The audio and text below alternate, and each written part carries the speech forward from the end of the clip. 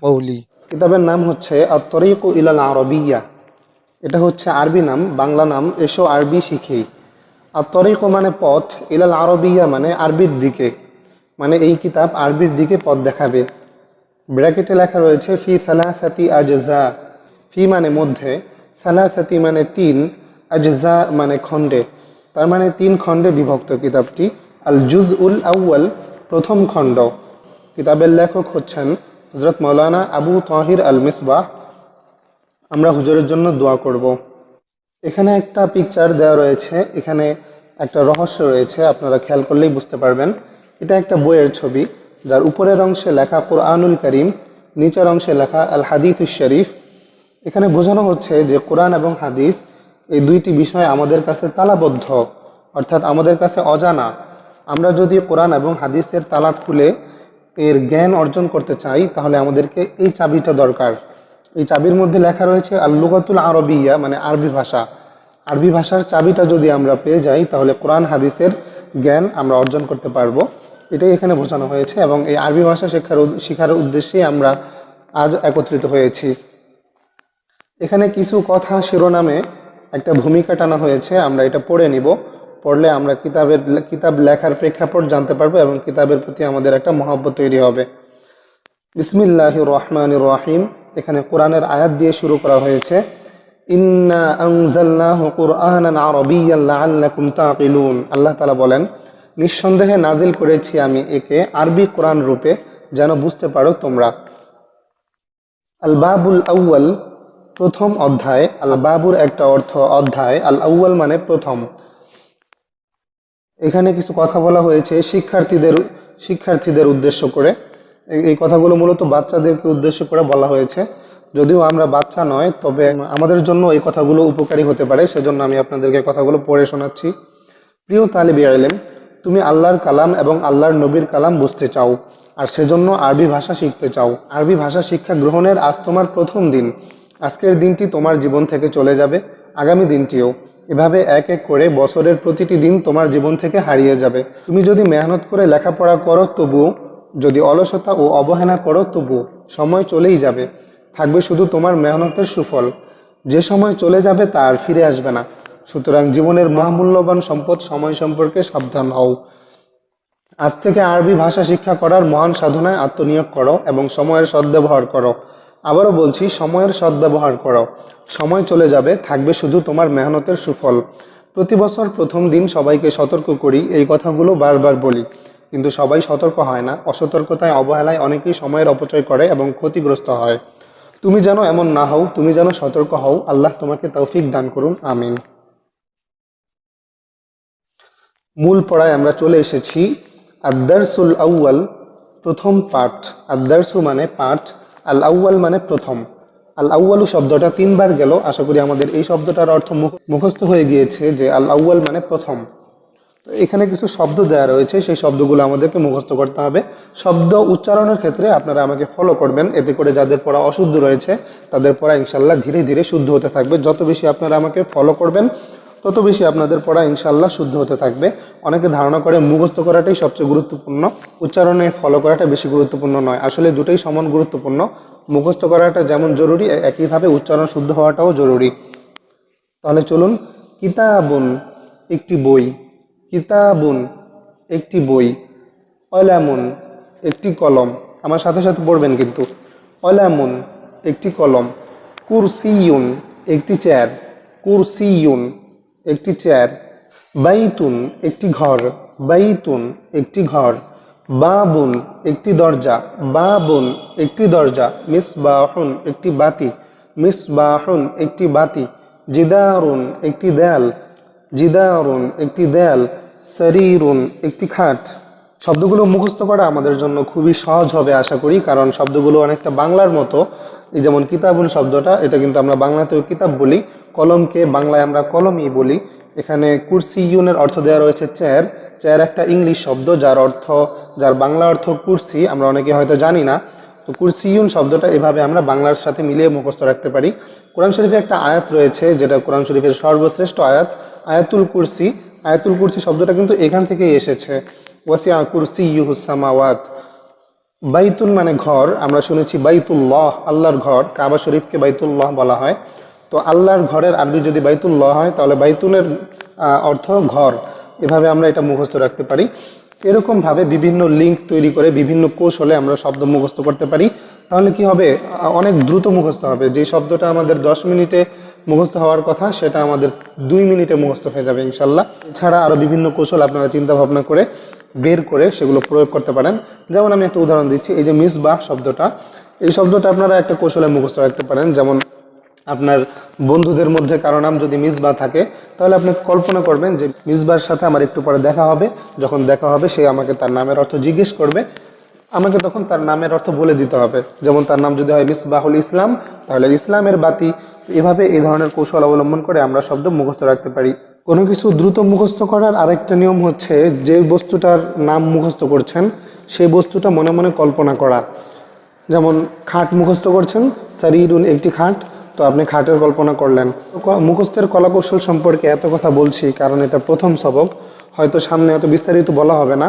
প্রথম সবকে আমি মুখস্থের যে সমস্ত নিয়ম কানুন, যে সমস্ত কলাকৌশল বলে দিচ্ছি, এগুলো আপনারা সামনেও ফলো করতে থাকবেন এবং নতুন নতুন কলাকৌশল নিজ থেকে চিন্তা করে বের করে আপনারা এগুলো প্রয়োগ করতে পারেন। আপনারা মোট কথা যেভাবেই মুখস্থ করেন আপনাদেরকে এটা কঠিনভাবে মুখস্থ করতে হবে, খুব পাক্কাভাবে মুখস্থ করতে হবে। 50 বার 100 বার যতবার পড়তে হয় পড়বেন। পাক্কাভাবে মুখস্থ হওয়ার পর তারপরে যাচাই করতে হবে যে সত্যি মুখস্থ হলো কি হলো না। যদি আপনারা দুজন হয়ে থাকেন তাহলে একজন আরেকজনকে পড়া ধরবেন। কিভাবে ধরবেন? একজন কিতাব বন্ধ করবে, আরেকজন দেখে দেখে ধরবে। সে এই সিরিয়াল অনুযায়ী আরবিগুলো বলবে, আরেকজন এই সিরিয়াল অনুযায়ী অর্থ বলতে থাকবে। সে বলবে কিতাবুন, আপনি বলবেন একটি বই, সে বলবে কলামুন, আপনি বলবেন একটি কলম। সে বলবে কুরসিয়ুন, আপনি বলবেন একটি চেয়ার। সে বলবে বাইতুন, আপনি বলবেন একটি ঘর। এভাবে পুরাটা ধরবে। এরপরে বাংলা থেকে আরবি ধরবে। সে বলবে একটি দরজা, আপনি বলবেন বাবুন। সে বলবে একটি বাতি, আপনি বলবেন মিসবাহুন। সে বলবে একটি দেয়াল, আপনি বলবেন জিদারুন। সে বলবে একটি খাট, আপনি বলবেন সারিরুন। এভাবে বাংলা থেকে আরবি সিরিয়াল অনুযায়ী ধরবে। আমি যদিও 4টা বললাম, আপনারা কিন্তু সবগুলোই ধরবেন এবং একবার নয় একাধিকবার ধরতে হবে। এরপর সিরিয়াল ছাড়া উল্টাপাল্টা করে ধরতে হবে। এই মাঝখান থেকে যেমন চেয়ার ধরবে, এরপর খাট ধরবে, এরপর দেয়াল ধরবে, ঘর ধরবে। কখনো বাংলা থেকে আরবি, কখনো আরবি থেকে বাংলা, এভাবে উল্টাপাল্টা করে ধরতে হবে। যখন একজনের শেষ হবে এরপরে আরেকজন তাকে ধরবে। অর্থাৎ উল্টাপাল্টাভাবে যেভাবে ইচ্ছা সেভাবে সে ধরতে থাকবে। একবার নয় অনেকবার ধরবে, যতক্ষণ পর্যন্ত সঙ্গী নিশ্চিত না হবে যে আপনার বিষয়টা পুরোপুরি মুখস্থ হয়েছে। আর যারা একাকী পড়ছেন তারা কিভাবে মুখস্থ যাচাই করবেন, তারা কিভাবে ধরবেন? তারা প্রথমে এই বাংলাগুলোর উপর হাত রাখবেন, হাত রেখে এই বাংলাগুলো ঢেকে ফেলবেন। এরপর আরবি দেখবেন, আরবি দেখে দেখে বাংলাগুলো বলবেন। যেমন বাংলা তো ঢাকাই রয়েছে, আপনি কিতাবুন দেখে একটি বই বলবেন, কুরসিয়ুন দেখে একটি চেয়ার বলবেন। এরপরে আবার এই বাংলাগুলো হাত দিয়ে ঢেকে ফেলবেন এবং এই আরবিগুলো দেখে দেখে এর অর্থগুলো বলবেন। তারপর উল্টা করবেন, অর্থাৎ আরবিগুলোর উপর হাত রাখবেন এবং বাংলা দেখে দেখে এর আরবিগুলো বলবেন।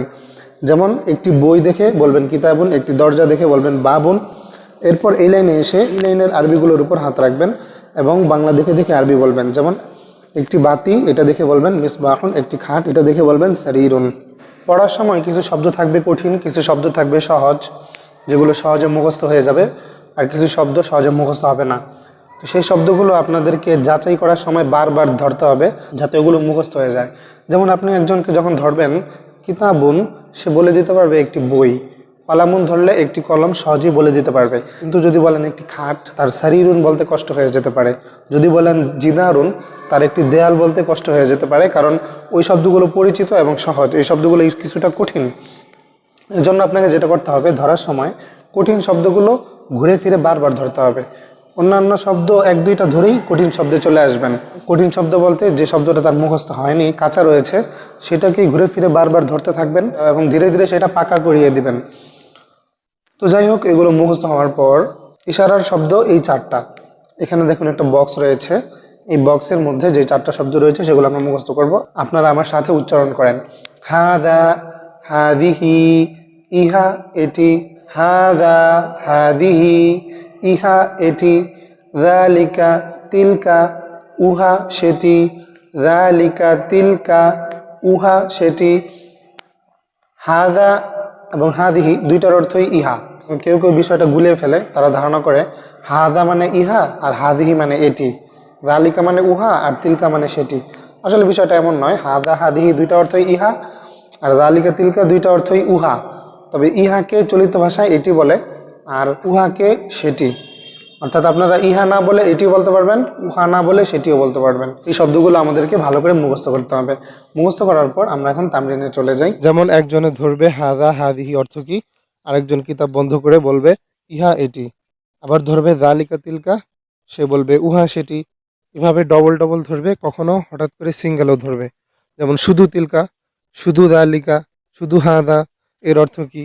এই ডাইন সাইডের যে বক্স, এই বক্সে নিকটবর্তী ইশারার শব্দ আনা হয়েছে, হাদা হাজহি ইহা। ইহা কিন্তু আমরা নিকটবর্তী বস্তুকে ইশারা করার জন্য ব্যবহার করি। আর বাম সাইডের বক্সে যালিকা তিলকা আনা হয়েছে, এটা দূরবর্তী বস্তু ইশারা করার জন্য। অর্থাৎ বস্তুটা আপনার থেকে দূরে থাকলে এই যালিকা তিলকা ব্যবহার করে আপনারা ইশারা করবেন। এটা একজন আরেকজনকে ধরতে থাকেন। একজনে বলবে হাদা, আপনি বলবেন নিকটবর্তী ইশারার জন্য। আবার বলবে তিলকা, আপনি বলবেন দূরবর্তী ইশারার জন্য। আবার বলবে হাদিহি, আপনি বলবেন নিকটবর্তী ইশারার জন্য। আবার বলবে যালিকা, আপনি বলবেন দূরবর্তী ইশারার জন্য। এভাবে ঘুরে ফিরিয়ে অন্তত 10-15 মিনিট পর্যন্ত ধরতে থাকবেন। মুখস্থ করার পর এই শব্দগুলো দিয়ে কিভাবে বাক্য তৈরি করতে হবে তা আমাদেরকে শেখানো হচ্ছে। এখানে একটা ফরম্যাট দেওয়া হয়েছে, এটা লক্ষ্য করুন। হাদা কিতাবুন, ইহা একটি বই। হাদা কিতাবুন, ইহা একটি বই। যালিকা কলামুন, উহা একটি কলম। যালিকা কলামুন, উহা একটি কলম। এই ফরম্যাটটা আপনাদেরকে অনেকবার করে, অন্তত 50-60 বার করে মুখস্থ করতে হবে। যখন আপনাদের ফরম্যাট মুখস্থ থাকবে তখন বাক্য বানানো আপনাদের জন্য ইজি হয়ে যাবে। যদিও আপনাদের মনে হচ্ছে যে 1-2 বার পড়লে আপনাদের হয়ে যাবে, কিন্তু বাস্তবতা হলো এটা বারবার না পড়লে ব্রেনে বিষয়টা ভালো করে ক্যাচ করতে পারে না। কিতাবুন মানে পড়েছিলাম একটি বই, তো একটি বইয়ের শুরুতে ইহা লাগানো হয়েছে আর কিতাবুনের শুরুতে হাদা লাগানো হয়েছে। ফরম্যাটটা ভালো করে লক্ষ্য করেন। কলামুন মানে পড়েছিলাম একটি কলম, তো কলামুনের শুরুতে যালিকা লাগানো হয়েছে আর একটি কলমের শুরুতে উহা লাগানো হয়েছে। এভাবে বাক্যটা তৈরি করা হয়েছে। যখনই নতুন কোনো ফরম্যাট আসবে সেটা আপনাদেরকে অনেকবার করে মুখস্থ করে ফেলতে হবে, কারণ এখন তো মাত্র একটা ফরম্যাট। এক সময় এসে অনেক ফরম্যাট আপনাদের শেখা হয়ে যাবে, তখন প্যাচ লাগবে। যদিও এখন প্যাচ লাগবে না, এজন্য আপনাদের কাছে ইজি মনে হতে পারে। তো চলুন আমরা তামরিন করি। তামরিন শব্দের অর্থ হচ্ছে চর্চা বা অনুশীলন। তামরিন শব্দটা আমি বারবার বলবো, তো অর্থটা একবারে বলে দিলাম। অর্থ হচ্ছে চর্চা ও অনুশীলন, এটা আপনারা মনে রাখবেন। হাদা কিতাবুন, ইহা একটি বই। যালিকা কলামুন, উহা একটি কলম। হাদা মসজিদুন, ইহা একটি মসজিদ। যালিকা বাইতুন, উহা একটি ঘর। শব্দগুলোর মধ্যে খেয়াল করে দেখেন যে যেখানে হাদা ব্যবহার করা হয়েছে, যেখানে যালিকা ব্যবহার করা হয়েছে, সেখানে দাগটা বড় দেওয়া হয়েছে।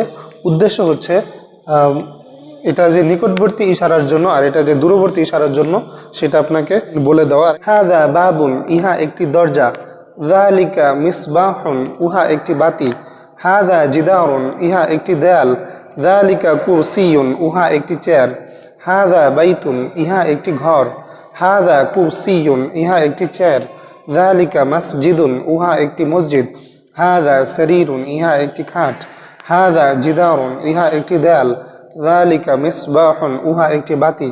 যালিকা শরীরুন, উহা একটি খাট। হাদা বাবুন, ইহা একটি দরজা। যালিকা জিদারুন, উহা একটি দেয়াল। একবার করে আমি পড়িয়ে গেলাম, আপনারা বারবার কিতাবের তামরিনটা পড়বেন। কিতাবের তামরিন শেষ হওয়ার পর আপনারা নিজস্ব তামরিন করবেন। নিজস্ব তামরিন কিভাবে করবেন? এই যে যেমন হাদা শব্দটাকে আপনারা প্রথমে ধরবেন, ধরার পর এই হাদা দিয়ে এই সবগুলো শব্দ বারবার বারবার করে পড়বেন। যেমন হাদা কিতাবুন, ইহা একটি বই। হাদা কলামুন, ইহা একটি কলম। হাদা কুরসিয়ুন, ইহা একটি চেয়ার। হাদা বাইতুন, ইহা একটি ঘর।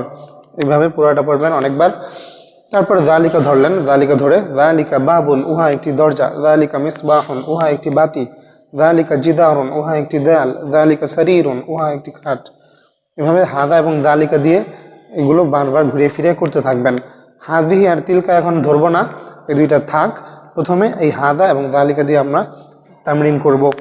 তামরিন করা শেষ হলে একজন আরেকজনকে ধরবো। একজন কিতাব বন্ধ করবে, আরেকজন কিতাব খোলা রাখবে। তারপর সে বলবে, উদাহরণস্বরূপ ইহা একটি বাতি, আপনি বলবেন হাদা মিসবাহুন। আবার বলবে উহা একটি ঘর, আপনি বলবেন যালিকা বাইতুন। আবার বলবে হাদা শরীরুন, আপনি বলবেন ইহা একটি খাট। এভাবে আরবি থেকে বাংলা, বাংলা থেকে আরবি, এই ইশারার শব্দ যোগ করে, ইশারার শব্দ ছাড়া আপনারা এগুলো তামরিন করতে থাকবেন, একজন আরেকজনকে ধরতে থাকবেন। একটা বিষয় খেয়াল করেছেন কিনা, আমরা কোরআন শরীফের কিছু শব্দের মধ্যে পেয়ে গেছি। কোরআন শরীফের শুরুর দিকের সূরা আল বাকারার প্রথমে রয়েছে আলিফ লাম মিম যালিকাল কিতাবু। তো এই যালিকা এবং কিতাবুন এই দুইটা শব্দ আমরা পেয়ে গেছি আলহামদুলিল্লাহ। এখন এই সামনের শব্দগুলো আমরা মুখস্থ করব, আপনারা আমার সাথে সাথে উচ্চারণ করবেন। মাদ্রাসাতুন একটি মাদ্রাসা, মাদ্রাসাতুন একটি মাদ্রাসা, সাব্বুরাতুন একটি ব্ল্যাকবোর্ড, সাব্বুরাতুন একটি ব্ল্যাকবোর্ড, মিসতরাতুন একটি রুলার, মিসতরাতুন একটি রুলার। রুলার মানে হচ্ছে স্কেল, রুলার বাংলায় বলা হয়, আর স্কেল ইংলিশ শব্দ, ইংলিশটাই আমাদের কাছে বেশি পরিচিত। হাকিবাতুন একটি ব্যাগ, হাকিবাতুন একটি ব্যাগ, কুররাসাতুন একটি খাতা, কুররাসাতুন একটি খাতা, তাওবিলাতুন একটি টেবিল, তাওবিলাতুন একটি টেবিল, হুজরাতুন গুরফাতুন একটি কামরা, হুজরাতুন গুরফাতুন একটি কামরা। হুজরা শব্দটা আমরা শুনে থাকবো যে অমুক পীর সাহেবের হুজরা শরীফ, সেই হুজরা শরীফ এখান থেকে মূলত এসেছে। আর এখানে এই একটা শব্দেরই দুইটা আরবি, যেভাবে সূর্যের একাধিক নাম থাকে যেমন রবি, দিবাকর, চাঁদের একাধিক নাম রয়েছে যেমন চন্দ্র, শশী, একইভাবে এখানে কামরার দুইটা আরবি এসেছে। এই দুইটা আরবি আমরা মুখস্থ করে নিব। নাফিদাতুন একটি জানালা, নাফিদাতুন একটি জানালা। এই শব্দগুলো কিন্তু আগের শব্দের চেয়ে একটু বেশি কঠিন, তাই মুখস্থ করতে একটু বেশি সময় লাগবে। আপনারা হতাশ হবেন না, বারবার পড়বেন, পাক্কাভাবে মুখস্থ করে নেবেন ইনশাআল্লাহ। মুখস্থ করার ক্ষেত্রে এখানে টানের কিছু ভুল হয়ে যেতে পারে আপনাদের। টানকে আরবিতে মাদ বলে, অর্থাৎ কোথাও টেনে পড়া। যেমন এখানে রয়েছে সাব্বুরাতুন, কেউ কেউ বলে ফেলে সাব্বুরাতুন। এখানে হাকিবাতুন, কেউ কেউ বলে ফেলে হাকিবাতুন। এখানে কুররাসাতুন, কেউ কেউ বলে ফেলে কুররাসাতুন। তো এই টানের ভুলগুলো যাতে এড়ানো যায়, নিয়ম বলে দিব আপনাদেরকে, সেই নিয়মটা বুঝতে পারলে আশা করি আপনাদের 80% ক্ষেত্রে টানের ভুল থেকে আপনারা বেঁচে থাকতে পারবেন। পেশের বাম পাশে যজমওয়ালা ওয়াও থাকলে সেখানে টেনে পড়তে হয়। এই যে দেখুন, পেশের বাম পাশে যজমওয়ালা ওয়াও এসেছে, হয়নি, যদিও এখানে যজম কোনো কারণে হয়তো দেওয়া হয়নি অথবা ছাপার সময় বাদ পড়ে গেছে। তো এখানে সাব্বুরাতুন বলতে হবে। জেরের বাম পাশে যজমওয়ালা ইয়া থাকলে টেনে পড়তে হয়। তো এখানে দেখুন, জেরের বাম পাশে যজমওয়ালা ইয়া এসেছে। জবরের বাম পাশে খালি আলিফ থাকলে সেখানেও টেনে পড়তে হয়, যেমন কুররাসাতুন, এখানে টান হয়েছে। এই তাবিলাতুন, নাফিজাতুনের মধ্যেও এই নিয়ম প্রয়োগ করা যেতে পারে। তো এভাবে আপনারা টানের স্থানগুলো মনে রাখতে পারেন। একটা বিষয় খেয়াল করে থাকবেন যে এখানে যে শব্দগুলো আমরা পড়েছি তার সবগুলোর শেষে গোলতা ব্যবহৃত হয়েছে, কিন্তু পেছনে আমরা যে শব্দগুলো পড়েছিলাম তার কোনোটির শেষেই গোলতা ছিল না। এর কারণ কি? এর কারণ হচ্ছে এই দুই প্রকার শব্দ ভিন্ন ভিন্ন প্রকার। প্রাণী জগতে যেমন পুরুষ মহিলা ভাগ থাকে মানুষের মধ্যে এবং অন্যান্য প্রাণীর মধ্যে, একইভাবে আরবি ভাষাতেও শব্দের মধ্যে দুইটা প্রকার রয়েছে। এক প্রকার হচ্ছে পুরুষবাচক, এক প্রকার হচ্ছে স্ত্রীবাচক। যদিও একটু অদ্ভুত শোনাতে পারে, তবে এটাই সত্য। সেই পুরুষবাচক এবং স্ত্রীবাচক শব্দগুলো চিহ্নিত করার কিছু আলামত রয়েছে। যেভাবে মানুষের মধ্যে স্ত্রী মানুষ আমরা অনেক সময় পোশাক দেখে চিনতে পারি, যদি বোরকা পরা থাকে তাহলে স্ত্রী, যদি জুব্বা পরা থাকে তাহলে পুরুষ, চুল বড় ছোট দিয়েও চেনা যেতে পারে। এমনইভাবে এই শব্দগুলোর পুরুষ স্ত্রী নির্ধারণ করার ক্ষেত্রেও কিছু আলামত দেখলেই আমরা চিনতে পারবো। আলামতগুলোর মধ্যে অন্যতম একটি আলামত হচ্ছে যে শেষে গোলতা না থাকা। যদি গোলতা না থাকে তাহলে সেটা পুরুষবাচক শব্দ, আর যদি গোলতা থাকে তাহলে সেটা স্ত্রীবাচক শব্দ। যেমন এখানে সকল শব্দের শেষে গোলতা এসেছে, সুতরাং আমরা বলতে পারি এই শব্দগুলো স্ত্রীবাচক শব্দ। তো স্ত্রীবাচক, পুরুষবাচক এই শব্দগুলো বাংলা শব্দ, আমরা এখানে বাংলা বলবো না, আরবিটা বলবো। পুরুষবাচককে আরবিতে বলে মুযাক্কার, আর স্ত্রীবাচককে আরবিতে বলে মুআন্নাস। শব্দগুলো আমরা এখানে দেখে নিলে হয়তো আর একটু বেশি সুবিধা হবে। এই যে দেখুন, এখানে মিমের উপর পেশ, দালের উপর জবর, কাফের উপর জবর, মুযাক্কার পুরুষবাচক। এখানে মিমের উপর পেশ, হামজার উপর জবর, নুনের উপর তাসদিদ জবর, ফার উপর সাকিন, মুআন্নাস স্ত্রীবাচক। মুযাক্কার পুরুষবাচক, মুআন্নাস স্ত্রীবাচক। আমরা এই বাংলাটা বলা বাদ দিব, ভবিষ্যতে শুধু আরবিটাই বলবো, তাই আরবিটা আপনাদেরকে ভালো করে মুখস্থ করতে হবে। তো এই জন্য মুযাক্কার পুরুষবাচক, মুআন্নাস স্ত্রীবাচক, এই কথাটা 50, 60, 100 বার যতবার পড়ে মুখস্থ হবে আপনার, ততবার পরে মুখস্থ করে ফেলুন। মুখস্থ করার পর একজন আরেকজনকে ধরতে হবে। যেমন একজন বলবে তাবিলাতুন, আপনি বলবেন মুআন্নাস, একজন বলবে হুজরাতুন, আপনি বলবেন মুআন্নাস, একজন বলবে মাদ্রাসাতুন, আপনি বলবেন মুআন্নাস। হঠাৎ করে বলবে কুরসিয়ুন, আপনি ভুলে বলে ফেলবেন হয়তো মুআন্নাস, সে শুধরে দিবে না মুজাক্কার।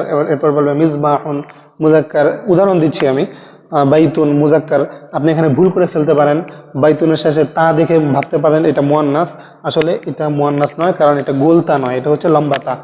এভাবে একের পর এক শব্দ ধরে মুজাক্কার মুআন্নাস যতক্ষণ চিন্তা না পারে ততক্ষণ পর্যন্ত তামরিন চলতে থাকবে।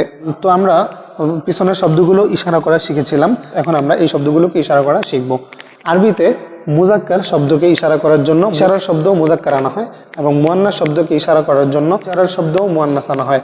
এখানে আমরা হাদা এবং যালিকা ব্যবহার করেছিলাম, এখন আমরা হাদিহি এবং তিলকা ব্যবহার করব। হাদিহি নিকটবর্তী ইশারার জন্য, তিলকা দূরবর্তী ইশারার জন্য। সুতরাং আশা করি এখন বুঝতে পারছেন হাদিহি এবং তিলকার ব্যবহার ওই সময় কেন করা হয়নি এবং এখন কেন করা হচ্ছে। তো চলুন শুরু করা যাক। হাদিহি মাদ্রাসাতুন, ইহা একটি মাদ্রাসা। তিলকা সাব্বুরাতুন, উহা একটি ব্ল্যাকবোর্ড। হাদিহি হুজরাতুন, ইহা একটি কামরা। তিলকা হাকিবাতুন, উহা একটি ব্যাগ।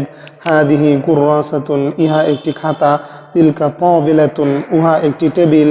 হাদিহি মিসতারাতুন, ইহা একটি রুলার। হাদিহি সাব্বুরাতুন, ইহা একটি ব্ল্যাকবোর্ড। তিলকা নাফিদাতুন, উহা একটি জানালা।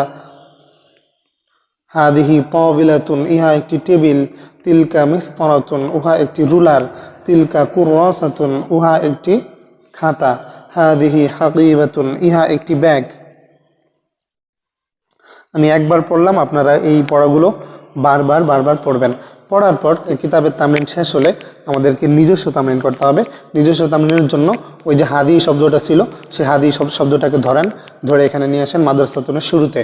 যেমন হাদিহি মাদ্রাসাতুন, ইহা একটি মাদ্রাসা। হাদিহি সাব্বুরাতুন, ইহা একটি ব্ল্যাকবোর্ড। হাদিহি মিসতারাতুন, ইহা একটি রুলার। হাদিহি হাকিবাতুন, ইহা একটি ব্যাগ। এভাবে পুরাটা করেন একাধিকবার করে। তিলকা শব্দটা নিয়ে আসেন এনে। তিলকা কুররাসাতুন, উহা একটি খাতা। তিলকা তাবিলাতুন, উহা একটি টেবিল।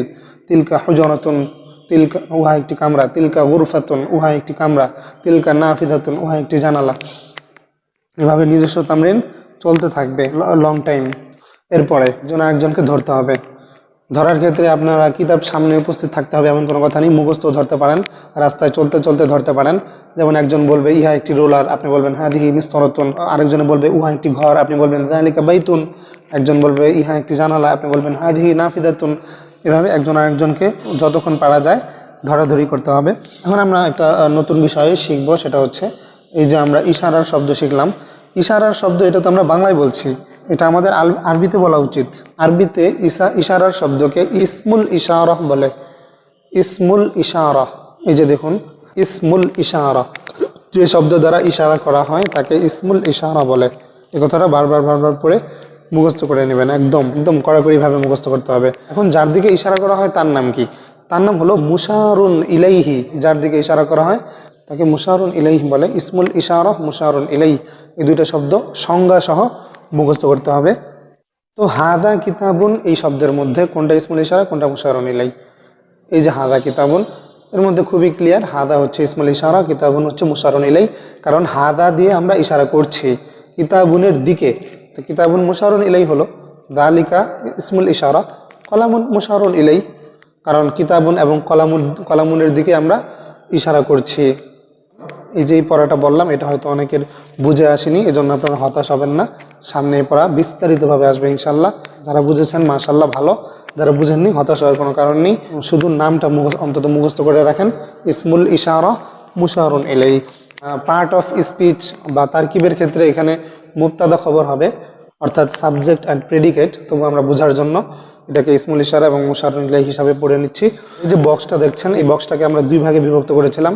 এখন যদি আমরা এটাকে 4 ভাগে বিভক্ত করি, 1 নম্বর হলো হাদা নিকটবর্তী ইশারা মুজাক্কার, 2 নম্বর হলো হাদিহি নিকটবর্তী ইশারা মুয়ান্নাস, 3 নম্বর হলো যালিকা দূরবর্তী ইশারা মুজাক্কার, 4 নম্বর হলো তিলকা দূরবর্তী ইশারা মুয়ান্নাস। তো এটাকে এই 4 ভাগে বিভক্ত করলাম। এখন কিছুক্ষণ এটা দিয়ে তামরিন হবে। যেমন একজনে বলবে যালিকা, আপনি বলবেন দূরবর্তী ইশারা মুজাক্কার, আবার বলবে হাদিহি, আপনি বলবেন নিকটবর্তী ইশারা মুয়ান্নাস। এভাবে দীর্ঘ সময় এটাকে ক্লিয়ার করে নেবেন। আমি আপনাদেরকে একটা কৌশল শিখিয়ে দিচ্ছি, কোনটা নিকটবর্তী ইশারার জন্য, কোনটা দূরবর্তী ইশারার জন্য। সেই কৌশল অবলম্বন করে আপনারা সহজে মনে রাখতে পারবেন আশা করি। যদি শুরুতে হা থাকে, এই যে বড় হাটা চশমাওয়ালা হা, এই হা থাকলে বুঝে নেবেন যে এটা নিকটবর্তী ইশারার জন্য। আর যদি শেষে কাফ থাকে, ছোট কাফ, তাহলে বুঝে নেবেন এটা দূরবর্তী ইশারার জন্য। সুবহানাকাল্লাহুম্মা ওয়া বিহামদিকা আশহাদু আল্লা ইলাহা ইল্লা আনতা আস্তাগফিরুকা ওয়া আতুবু ইলাইক।